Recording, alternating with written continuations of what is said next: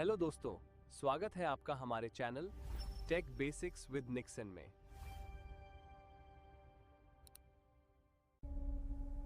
Hi everyone, welcome back to tech basic with Nixon. क्या आपने कभी सोचा है कि आपका स्मार्टफोन, लैपटॉप या सुपर कंप्यूटर इतने छोटे और फास्ट कैसे बन गए? इस सब के पीछे एक ही हीरो है, इंटीग्रेटेड सर्किट यानी आईसीज। आज की इस वीडियो मास्टर क्लास में हम आईसी की पूरी दुनिया को डीपली समझेंगे कि ये माइक्रोस्कोपिक सिलिकॉन चिप कैसे पूरे ग्लोबल कम्युनिकेशन नेटवर्क को रन करती है। अगर आप चैनल पर नए हैं तो जल्दी से सब्सक्राइब कर लीजिए और बेल आइकन दबा दीजिए। Let's get started. सबसे पहले स्टार्ट करते हैं पार्ट 1 द फाउंडेशन से। आईसी के आने से पहले कंप्यूटर बहुत बड़े, गर्म और स्लो होते थे क्योंकि वो यूज़ करते थे वैक्यूम ट्यूब्स। वैक्यूम ट्यूब्स भरे पड़े होते थे मैकेनिकल इश्यूज से। लेकिन फिर शुरू हुआ एक रेवोल्यूशन, माइक्रो इलेक्ट्रॉनिक्स रेवोल्यूशन। हमने वैक्यूम ट्यूब्स को रिप्लेस किया सिलिकॉन ट्रांजिस्टर से। इसके बाद इलेक्ट्रॉनिक्स की साइज बहुत छोटी और स्पीड हजारों गुना तेज हो गई। अब हम समझते हैं कि एक ट्रांजिस्टर काम कैसे करता है। दोस्तों, ट्रांजिस्टर के आने से पहले सॉलिड स्टेट एम्पलीफिकेशन का कॉन्सेप्ट आया। वैक्यूम ट्यूब्स के बजाय अब हम सेमीकंडक्टर का यूज करके एटॉमिक लेवल पर इलेक्ट्रिक करंट को कंट्रोल करने लगे। और ये कैसे होता है? Through N type N P type doping. जब हम पूरे सिलिकॉन में फॉस्फोरस एन टाइप या बोरॉन पी टाइप जैसे इम्प्योरिटी ऐड करते हैं तब फ्लो होते हैं इलेक्ट्रॉन्स।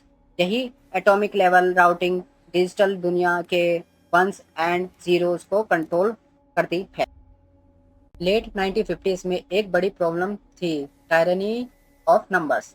कॉम्प्लेक्स सर्किट बनाने के लिए हजारों वायर्स को हाथ से सोल्डर करना पड़ता था, जो बहुत मुश्किल था। तब आए दो लेजेंड्स।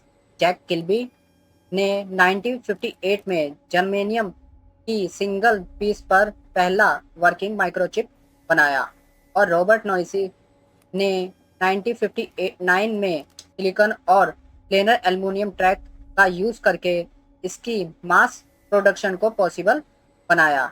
इन्हीं दोनों की वजह से आज मॉडर्न चिप्स एग्जिस्टेंस में है। जैसे जैसे टेक्नोलॉजी आगे बढ़ी, आईसीज का स्केल भी बढ़ता गया। 1960s के एसएसआई स्मॉल स्केल इंटीग्रेशन में एक चिप पर सिर्फ 10 से 100 ट्रांजिस्टर आते थे। 1970s में आया MSI and LSI, medium scale integration and large scale integration, जहां इंटेल 4004 जैसे माइक्रो प्रोसेसर में 10,000 ट्रांजिस्टर आए। 80s एंड 90s के वीएलएसआई एरा में मिलियंस ऑफ गेट्स एक सिंगल चिप पर फिट होने लगे। और आज हम जिस एरा में जी रहे हैं वो है यूएलएसआई एंड बियॉन्ड एरा, जहां 3D स्टैकिंग की वजह से एक चिप पर 100 बिलियन से भी ज़्यादा ट्रांजिस्टर मौजूद हैं। क्या आपको पता है यह चिप नॉर्मल रूम में नहीं बनाई जा सकती? इन्हें बनाने के लिए चाहिए होता है क्लास 1 क्लीन रूम एनवायरनमेंट, जो किसी हॉस्पिटल के ऑपरेटिंग रूम से हजारों गुना ज़्यादा साफ होता है। घर की धूल का एक छोटा सा पार्टिकल भी नैनोमीटर स्केल के मिलियंस ऑफ चिप्स को खराब कर सकता है, जिससे करोड़ों का नुकसान होता है। इसलिए इंजीनियर्स स्पेशलाइज्ड बनी सूट्स पहनकर बिल्कुल स्टेराइल इन्वायरमेंट में सिलिकॉन वेफर्स को फैब्रिकेट करते हैं। तो चलिए दोस्तों, अब हम देखते हैं चिप मैन्युफैक्चरिंग के मेन स्टेप्स को। पहला स्टेप है फोटोलिथोग्राफी, जहां यूवी लेजर्स बीम का यूज करके नैनोमीटर स्केल सर्किट डिजाइन को सिलिकॉन वेफर्स पर प्रोजेक्ट किया जाता है। दूसरा है एचिंग, जहां केमिकल एसिड या gas ion streams unwanted silicon material को कट और रिमूव करते हैं। और तीसरा स्टेप है डोपिंग, जहां high energy ions accelerator precise minerals impurities को सिलिकॉन्स में ब्लास्ट करते हैं ताकि पॉजिटिव और नेगेटिव चार्ज जोन बन सके। अब हम सेमीकंडक्टर इंडस्ट्रीज के बिजनेस मॉडल को समझते हैं। सबसे बड़ा 55% शेयर प्योर प्ले फाउंड्रीज का है, जैसे TSMC, जो सिर्फ मैन्युफैक्चरिंग करते हैं। 25 50% मार्केट शेयर फैबलेस कंपनीज का है, जैसे एप्पल और एनवीडिया, जो चिप्स डिज़ाइन करती है पर मैन्युफैक्चरिंग आउटसोर्स करती है। एंड 50% इंटीग्रेटेड मैन्युफैक्चरिंग है, जैसे इंटेल, जो डिज़ाइन और मैन्युफैक्चरिंग दोनों खुद करते हैं। बाकी 5% सिस्टम इंटीग्रेटर्स है। मैन्युफैक्चरिंग मशीन इतनी महंगी होती है कि ज़्यादातर कंपनीज फाउंड्री मॉडल पर ही रिलाई करती है। इस ग्राफ को ध्यान से देखिए।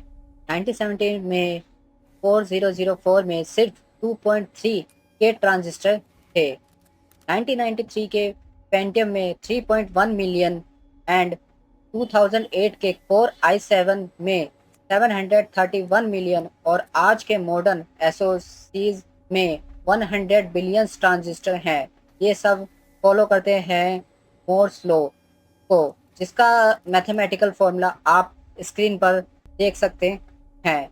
ये लॉ बताता है कि हर 2 साल में माइक्रोचिप्स पर ट्रांजिस्टर की संख्या डबल हो जाती है। वेफर से निकलने के बाद चिप्स को पैकेज किया जाता है। इस टेबल में 3 सबसे पॉपुलर पैकेजिंग है। DIP, डुअल इनलाइन पैकेज, इसमें थ्रू होल्स एंड पिन्स होते हैं, लो डेंसिटी होती है और प्रोटोटाइपिंग एंड ब्रेडबोर्ड पर यूज होता है। दूसरा आता है QFP, quad flat package, medium density के साथ माइक्रो कंट्रोलर और ऑटोमेशन यूनिट में लगता है। तीसरा है BGA, बेल ग्रिड एरे, इसके नीचे सोल्डरिंग बॉल्स होती हैं जिसकी डेंसिटी एक्सट्रीमली हाई होती है। यही हमारे डेस्कटॉप, CPU और GPUs में यूज होते हैं। अगर आपको यहाँ तक की इंफॉर्मेशन अच्छी लगी हो तो वीडियोस को लाइक ज़रूर करिए। अब बात करते हैं सबसे एक्साइटिंग पार्ट की, the future of silicon scaling. Future में चिप्स कितनी पावरफुल होगी, ये 3 मेजर टेक्नोलॉजीज डिसाइड करेगी। First, 3D stacked ICs and chiplets. पुराने ज़माने में सब कुछ एक फ्लैट सरफेस पर फिट किया जाता था, लेकिन अब प्रोसेसिंग डाई को वर्टिकली एक के ऊपर एक स्टैक किया जाता है, जिससे स्पेस कम लगता है और परफॉर्मेंस कई गुना बढ़ जाती है। दूसरा है silicon photonics. Traditionally copper wires की जगह डाटा ट्रांसमिशन के लिए लाइट पल्स फोटोन्स का यूज किया जा रहा है, जिससे data transfer speed lightning fast हो गई है। तीसरा है neural processing unit. AI workload को सुपरफास्ट प्रोसेस करने के लिए AI स्पेसिफिक एक्सेलरेटर को डायरेक्टली सिलिकॉन पाथवेज में हार्ड कोड किया जा रहा है, जो कॉम्प्लेक्स मैट्रिक्स कैलकुलेशन को इंस्टेंटली कंप्यूट करते हैं। तो दोस्तों, ये था इंटीग्रेटेड सर्किट का पूरी जर्नी, पास्ट हिस्ट्री से लेकर फ्यूचर स्कोप तक। अगर आपको यह मास्टर क्लास इंफॉर्मेटिव और इजी लगी तो ये वीडियो को अभी लाइक करें और अपने दोस्तों के साथ शेयर करें। इसी तरह की डीप टेक्निकल ब्रेकडाउन के लिए टेक बेसिक विद निक्सन को सब्सक्राइब करके बेल आइकन दबाना ना भूलें। अगर आपका कोई भी क्वेश्चन है तो नीचे कमेंट सेक्शन में जाकर जरूर पूछिए, मैं हर कमेंट का रिप्लाई करूँगा। Thank you so much for watching and I will see you in the next video.